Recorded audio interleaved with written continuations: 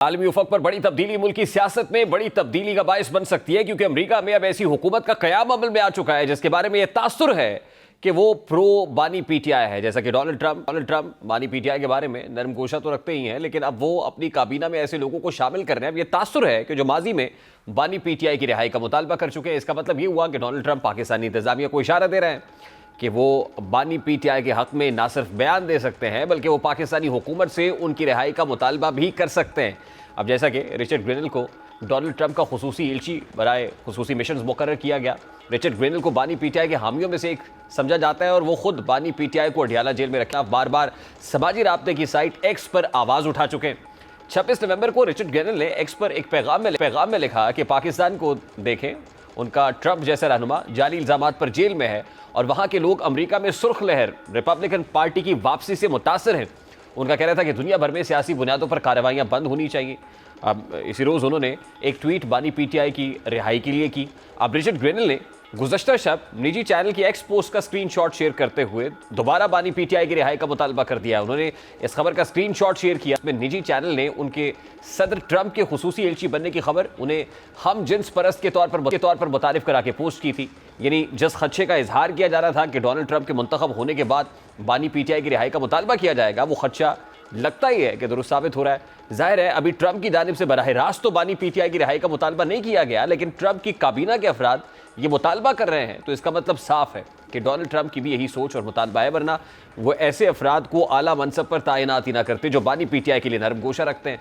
अब सवाल ये है कि अगर अमेरिका की जानिब से बाज़ाब्ता तौर पर बानी पीटीआई की रिहाई का मुतालबा आ जाता है तो क्या हुकूमत इस पोजीशन में होगी कि वो अमेरिका को एब्सोल्युटली नॉट कह सके। आज से कुछ अर्सा कबल जब डोनाल्ड ट्रंप सदारती इंतखाबात में कामयाब हुए थे तो उस वक्त मुशाहिद हुसैन सैयद का कहना था कि अगर अमेरिकी इंतजामिया या सदर ट्रंप के ऑफिस से एक कॉल आई तो फिर हुकूमत को ना कहने की गुंजाइश नहीं होगी। यानी मुशाहिद हुसैन सैयद के बकौल हुकूमत के पास सिवाय इसके कोई ऑप्शन बाकी नहीं बचेगा कि बानी पीटीआई को रिहा किया जाए। यही वजह है कि वाकिफान हाल कहते हैं कि हुकूमत और ताकतवर हल्के अमेरिका में नई हुकूमत की आमद से तशवीश में मुब्तला है, जबकि ताकतवर हल्कों की जानिब से भी वाज़ेह पैगाम दे दिया गया कि जब तक 9 मई के केसेस पर फैसला नहीं होता तब तक बात आगे नहीं बढ़ सकती। यानी तब तक तहरीक इंसाफ के साथ कोई मुज़ाकरात नहीं हो सकते। और यही वजह है कि हुकूमत और तहरीक इंसाफ में मुज़ाकरात इल्तवा का शिकार है। ऐसे में हुकूमत और इस्टेब्लिशमेंट ये देख रही है कि अमेरिका बानी पीटीआई को लेकर क्या किरदार अदा करता है, और दूसरी जानिब तहरीक इंसाफ की जानिब से सिविल नाफरमानी की तहरीक को मौखर करने की वजह भी यही समझ में आती है कि तहरीक इंसाफ अमेरिका से उम्मीदें वाबस्ता किए हुए हैं ताकि उसके दुखों का बदावा हो सके। हालांकि तहरीक इंसाफ ने तो एब्सोल्युटली नॉट का नारा लगाया था, अमेरिका को साजिशी कहा था, लेकिन अब उसी अमेरिका से इंसाफ के हुसूल के लिए उम्मीदें भी लगाए रखी। अब सवाल यह है कि क्या हुकूमत अमेरिका के बानी पीटीआई के रिहाई के मुतालबे को तस्लीम करेगी। बज़ाहिर देखें तो अमरीकी कांग्रेस में जब बानी पीटीआई के हक़ में करारदाद पास की तो जवाब में हुकूमत ने मज़म्मती करारदाद मंजूर की, जिससे तासुर देने की कोशिश की गई कि मौजूदा हुकूमत ने अमेरिका को एब्सोल्युटली नॉट कह दिया है। और गुज़श्ता रोज़ सेनेटर इरफान सिद्दीकी का इस हवाले से गुफ्तगू में कहना है अमेरिका के ऊपर बार बार मुतालबे पर शकील आफरीदी को अमेरिका के हवाले नहीं किया तो हम बानी पीटीआई को भी अमेरिका के हवाले नहीं करेंगे। अंदर ही अंदर हुकूमत को एक खौफ जरूर है कि कहीं बैनुल अक़वामी सतह पर दबाव की सूरत में उसको बानी पीटीआई को रिहा न करना पड़े। यही वजह कि आज मौलाना फजलुर रहमान ने कौमी असम्बली में हुकूमत के जख्मों पर नमक छिड़कते हुए अपने खिताब में कहा कि क्या मुदाखलत का ताल्लुक सिर्फ तहरीक इंसाफ और बानी पीटीआई के साथ है, हमारे आइन और पार्लियामेंट के साथ नहीं है। में या वहाँ की किसी ऐवान में एक मेंबर करारदाद पेश करता है और वो करारदाद या इमरान खान की रिहाई के लिए है या पीटीआई के हक में जाता है, तो आप यहाँ करारदाद पास करते हैं कि अमेरिका को पाकिस्तान के दाखिली मामलात में दखल देने का हक हासिल नहीं है। ये पाकिस्तान के मामलात में दखल देना, इसका ताल्लुक सिर्फ इमरान खान और पीटीआई के साथ है, हमारे इस आइन और पार्लियामेंट के साथ नहीं है। इस बारे में बात करेंगे। इस वक्त तर्जुमान पंजाब हुकूमत लीगी रहनुमा सैयद कौसर काजवी साहब ने भी ज्वाइन किया। अस्सलाम वालेकुम कौसर काजवी साहब, बहुत बहुत शुक्रिया आपके वक्त के लिए। मौलाना फजलुर रहमान का खिताब जो पार्लियामान में हुआ आज आपने सुना, लेकिन सादा सा सवाल तो यही है कि क्या बानी पीटीआई की रिहाई का मुतालबा बाज़ाब्ता तौर पर तो अभी नहीं है, मगर जो फ़ज़ा दिखाई दे रही है, क्या पाकिस्तान इस पोजीशन में होगा कि अमेरिका को उस मुतालबे पर एब्सोल्युटली नॉट कह सके? बिस्मिल्लाहिर्रहमानिर्रहीम, रब्बि सल्लि अला मुहम्मद व आले मुहम्मद। देखिए, बाज़ाब्ता तौर पर मुतालबा हो ना हो, लेकिन इस वक्त जो फ़ज़ा जिसकी आप बात कर रहे हैं वो तो तहरीक इंतशार जो है उसकी सोशल मीडिया के ऊपर बहुत ज्यादा एक हवा बना के पेश किया जा रहा है। बल्कि मैं एक जगह सुन रहा था कि तहरीक इंसाफ के एक शख्स फरमाते हुए, जो मैंने उनको सुना, वो ये कह रहे थे जी कि ओवरसीज जो पाकिस्तानी अमेरिका में आबाद हैं, क्योंकि वो रिचर्ड ग्रेनल के हल्का इंतखाब से हैं तो इसलिए उन पे थोड़ा सा प्रेशर है उनका, तो अगर अपने वो वोटर सपोर्टर्स के लिए और उनकी खुशनुदी के लिए किसी और रियासत पर अपने अहकामात मुसल्लत नहीं कर सकते, अपनी ख्वाहिश को मुसल्लत नहीं कर सकते, तो हैरत होती है मुझे इमरान खान के कल्ट में मुब्तला जो एक तबका है, जो उनका पैरोकार बना हुआ है, कि आप ऐसी सूरत हाल के अंदर एक दफा उनसे ये पूछने की जसारत तो कर लें भाई, अगर आप अमेरिका पे इन्हिसार कर रहे हैं कि वो आपकी रिहाई के लिए किरदार अदा करेगी, तो माजी में जो एब्सोल्युटली नॉट था, जो हम कोई गुलाम है और आजाद निडर और बेबाक किस्म के जो लीडर उम्मत मुसलमान के इमरान खान साहब बने हुए थे, उस बयानिए का क्या होगा? यानी आप ये कह रहे हैं कि ये बात खारिज इम्कान है कि अमेरिका इमरान खान की रिहाई के लिए कोई प्रेशर डालेगा?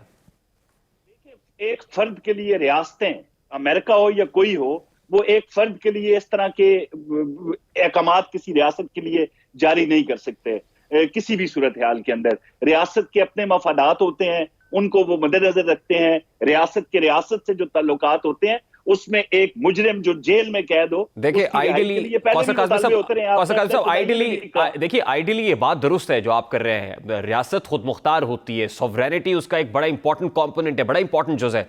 लेकिन हमारे यहाँ अगर आप अपनी सियासी तारीख उठा के देख लें तो क्लिंटन की फ़ोन कॉल पर क्या कुछ नहीं हुआ, और उस दौरान भी जाहिर है एक हवाला तो आप देते हैं कि एटमी धमाके किए गए। दूसरी इंपॉर्टेंट चीज़ ये है कि जब एग्जिट हुआ यहाँ मुशर्रफ दौर के अंदर, तो जो कंसोर्शियम बना था वो अमरीकी सदर के कहने पर बना था। तो चेंजेस तो आते हैं सर, इंटरवेंशन तो हकीकत है, रियलिटी है, अमरीकी इस्टेब्लिशमेंट भी एक रियलिटी है सर।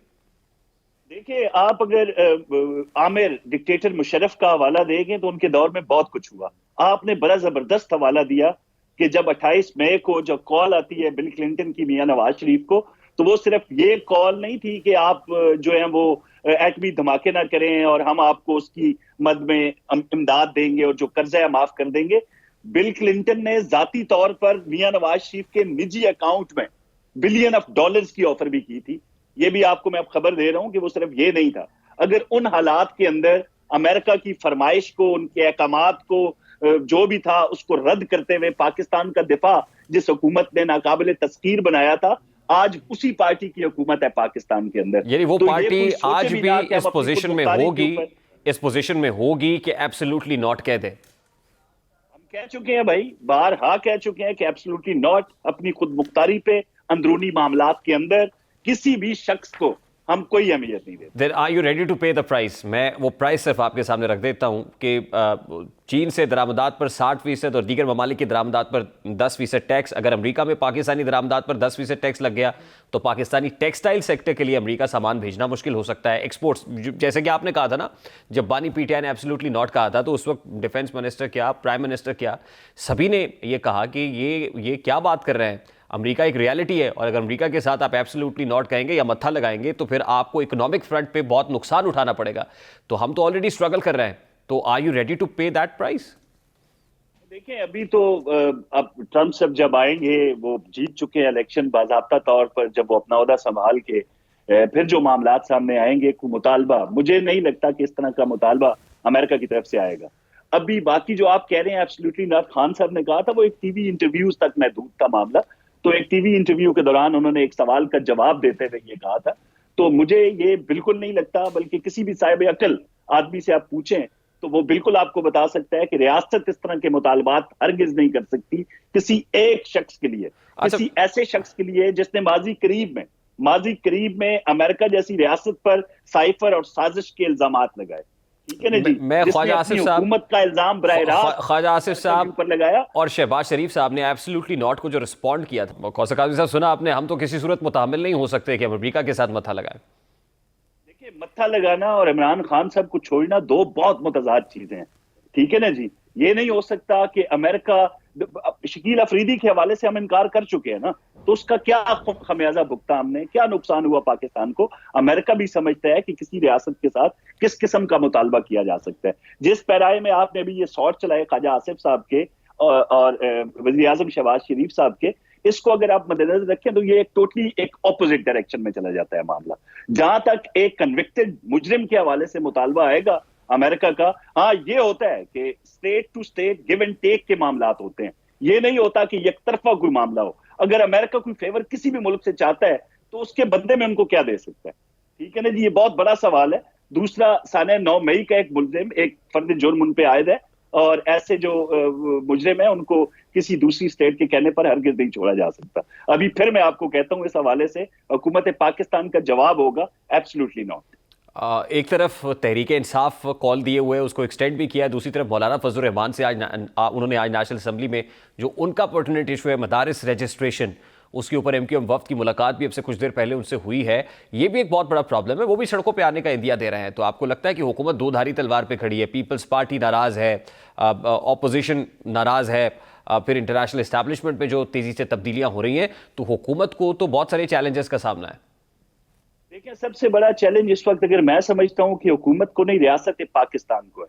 जिस तरीके से तहरीक इंतशार की सियासत है, जिस तरह वो इदारों को, पाक फौज को बिलखसूस बदनाम करने की एक मुहिम चला रहे हैं, आर्टिफिशियल इंटेलिजेंस की मदद से वीडियोस बना के उनका प्रचार पूरी दुनिया में कर रहे हैं और पाकिस्तान को एक फेल स्टेट की सूरत में पेश किया जा रहा है कि जिस तरह इंसानी हुकूक की पामालियां सिर्फ पाकिस्तान के अंदर हो रही हैं। और मुझे हैरत होती है कि हर वो बंदा पाकिस्तान में इंसानी हुकूक के हवाले से बोल रहा है जिसने आज तक इजरायली मुजालिम की मजम्मत नहीं की, फलस्तीन के हवाले से वो बिल्कुल नहीं बोले।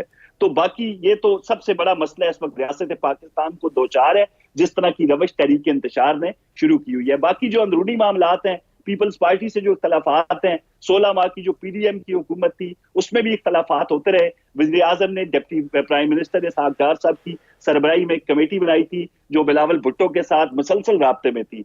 आप देख लें, मौसम नकवी साहब हैं, वो आपको रोजाना की बुनियाद पे लोगों से मिलते हुए नजर आते हैं। तो जिसके कुछ जायज मुतालबात हैं उनको मद्देनजर रख के तमाम तरह जो इख्तलाफात हैं अपोजिशन के जो पार्टियां हैं या हुकूमत के जो हमारे एलाइज, उनके साथ हर मामला बड़ी खुश उसलूबी से तय हो रहे हैं। क्या हुकूमत ये तय कर चुकी? जी आप कंप्लीट कीजिए प्लीज। मौलाना साहब का जहां तक मामला है जी, अगर मौलाना एहतजाज भी करते हैं तो बड़ा पुरअमन किस्म का एहतजाज होता है उनका, बड़े मुहज्जब तरीके से वो आते हैं। आपने माजी में भी देखा कि इस्लामाबाद में जब वो बैठे थे तो एम्बुलेंसेस को भी रास्ता मिल रहा था, कोई बीमार आ रहा है उसका भी ख्याल रखा जा रहा था और ट्रैफिक की रवानी भी जारी थी। तो ऐसे एहतजाज से देखें कोई मसला नहीं होगा। और मौलाना, मुझे नहीं लगता कि इस नए तक मौलाना जा सकते हैं। मौलाना के जो तहफ़्फ़ुज़ात हैं वो आइन और कानून के बिल्कुल मुताबिक उनको हर चीज समझा के, और हमें कभी उम्मीद है कि हम उनको समझा लेंगे। लास्टली कौसर काज़ी साहब, हुकूमत ने यह फैसला कर लिया कि पीटीआई को एंगेज नहीं करना या कोई मुज़ाकराती कमेटी अनाउंस नहीं करनी? देखिए, मुज़ाकराती कमेटी खान साहब ने, हमने मीडिया पे ही सुना है कि इनका हर बंदा जो आता है जी, खान साहब ने कोई 7 रुकनी कमेटी बना दी है। अब वो जो 7 रुकनी कमेटी है, उन 7 बंदों के बयानात तक नहीं मिलते। खान साहब अगर वाकई संजीदा हैं मुज़ाकरात के हवाले से, तो सबसे पहले तो मेरे ख्याल में साने 9 मई पे खुल के उनको माफी मांगनी चाहिए, ताकि जिस तरीके से शोदा की तस्दीक की गई, उनके जो खानदान वाले हैं उनको भी थोड़ा सुकून मिले और इदारों के हवाले से पूरी दुनिया को पता चले यार हम इतने कमजोर नहीं है। जिस तरीके से साने 9 मई के ऊपर उन्होंने एक तरीके से चढ़ाई की, एयर बेसिस पे हमले किए, GHQ पे, जना हाउस पे, तो ये पूरी दुनिया ने देखा। और जो दुश्मनान पाकिस्तान है उन्होंने उन फुटेजेस की, उन वीडियोस को अपने मीडिया पे नशर करके पाकिस्तानी फौज की मजीद तस्दीक की। तो ये सारी चीजें तो कौम के सामने है। अगर वो वाकई संजीदा है मुज़ाकरात के हवाले से, तो सबसे पहले तो शर्मिंदगी का इजहार करें, साना 9 मई पे माफी मांगे, फिर उसके बाद अपने रवैये में भी थोड़ी तब्दीली लेके आए। क्योंकि उनकी कोई एक स्टेटमेंट, कोई बयान सामने नहीं आता। उनके जितने लोग मीडिया पे आते हैं, उनके बयानात, उनकी स्टेटमेंट्स आप देख लें, वो अभी भी जो है उनका जो पारा है वो इस तरह है कि जिस तरह उनसे बड़ा कोई पाकिस्तान का मुहिब नहीं है, उनसे बड़ी कोई जमात नहीं है, उनसे बड़ा कोई मकबूल लीडर नहीं है। तो अपने रवैयों में सबसे पहले तब्दीली लानी पड़ेगी। बहुत बहुत शुक्रिया।